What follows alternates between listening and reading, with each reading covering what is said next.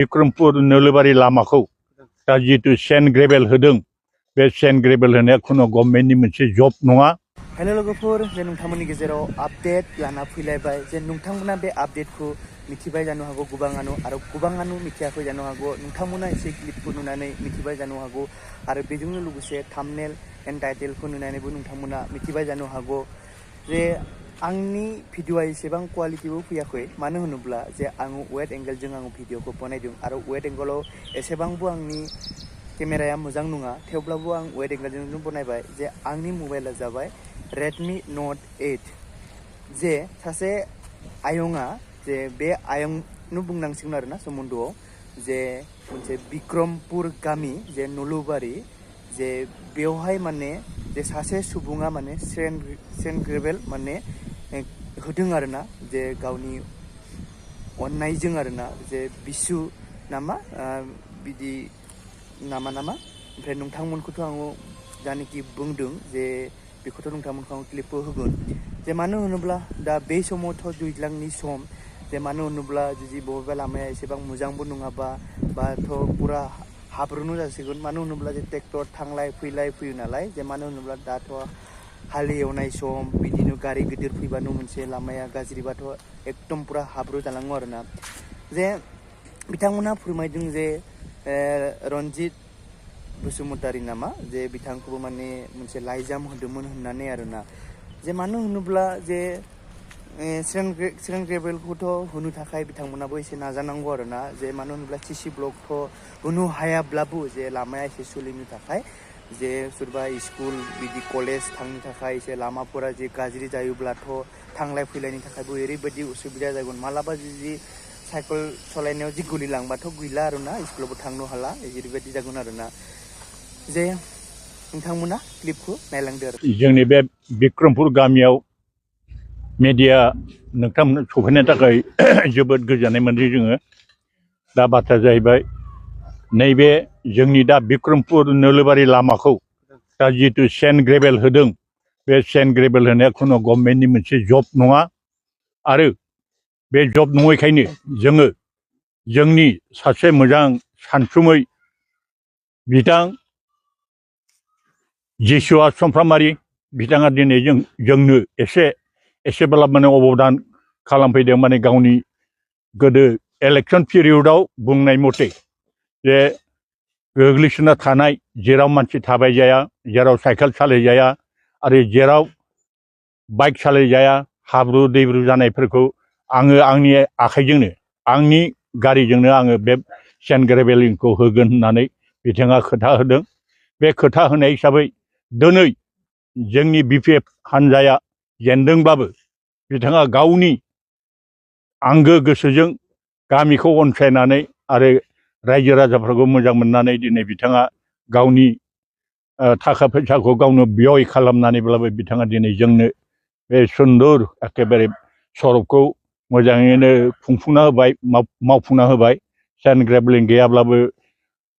50 ट्रेक्टरसो बिथाङा एखेबारे फुंनिफ्रायनो सानसे आरो गाबोन सानसे नांबावगोन बिथांनो बेखौ फुल फिलआप खालामनो बे लामाया गासै जोंनि बे बिक्रमपुर नोलोबारि बे उत्तर पार होनना बुङो ओरै साजों उत्तरपाराव जोङो गासै जोंनियाव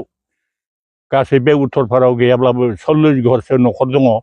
बे लामायानो गासै ओरै सोरखिलांना हौरैहाय जोंनि बे LP स्कुलजों नुजाहैगोन दा बे लामाखौ बिथाङा फुलफिल खालामना होगोन होननायखाय जोङो जिसुआ समफ्रामारि बिथांखौ जोंनि गोसोनिफ्राय खौथि रोजा रोजा साबायखर बावनाय थाबाय आरो अदर भबिष्यत बिथाङा आरो बेनिख्रुइ साबसिन हामसिन खामानिखौ जोंनियाव मावना होफैगोन होननानै जोङो आसाबादि आरो जोंनि बे बिथांनो जितु बाख्नायनायखौ आरो जों मा होबावगोन बाख्नायनाय आरो जों जोबनो गैयै जों बाख्नायबाय जोबनो गैयै जों बाख्नायनानै बिथांखौ ओरैबायदि हामबाय होबाय जाहाथे बिथाङा जोंनि बे रायजो राजाखौ अदूर भबिष्यत आरो नायबावगोन आरो बिथांखौ जोङो जेब्लाबो मदद आरो हेफाजाब मोनगोन होननानै बिथाङा जितु सासे फार्स्ट क्लास कन्ट्रेक्टर बिथाङा सानसे समाव जोंनि बे लामाखौनो CC ब्लक खालामफैनायनि जोंहा सिमां दं बे CC ब्लकखौ बिथांनि दारैनो जों खामानिखौ मावहोगोन जोंहा आसाबादि बेनिखायनो दा बिथाङा गावनि जेरै खोथा होनाय जेरै खोथा होदोंमोन जेरै जबान होदोंमोन बे जबान मथे बिथाङा ओरैबायदि मोजाङै मावफुंना होफैबाय थारमाने जेराव जोङो साइकेलबो सालायनो हायामोन आरो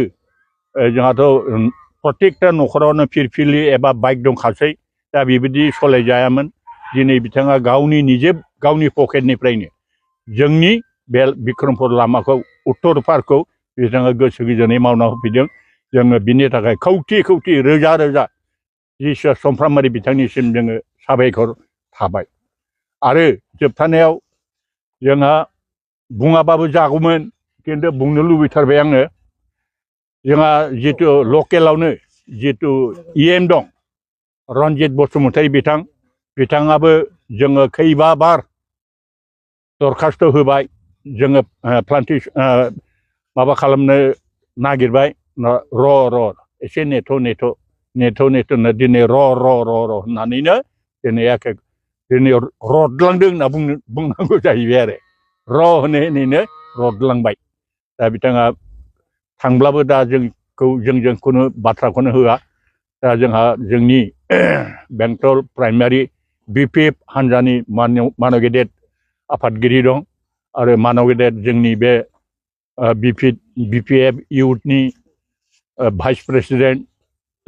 सत्यजित बसुमतारी बिथांमोनबो ज' दङ दा जोङो बिथांमोननि नुजाथिनायावनो आरो मेडिया बिथांमोननि नुजाथिनायाव जोङो गोसो गोजोनै बयखौबो बरायबाय आरो बिथांमोनखौबो मेडिया बिथांमोनखौबो जोङो गोसो खुसियै जोङो बरायना लाबाय दा जोबथानायाव मा खालामनो जोङो जोबथानायाव जिसुआ समफ्रामारि बिथांखौ खौथि खौथि रोजा रोजा जाहाथे अबंलावरिया इसोरा बे बिथांखौ माने गोबाव सम लाखिथों बेखौ जों हास्थायनानै दिनैनि बे सुंद' बे लामा बाला अन्थाइ सेन्ट ग्रेभेल खालामनायाव गोसो मोदोम जिउ होनानै जों बिथांखौ बाख्नायदों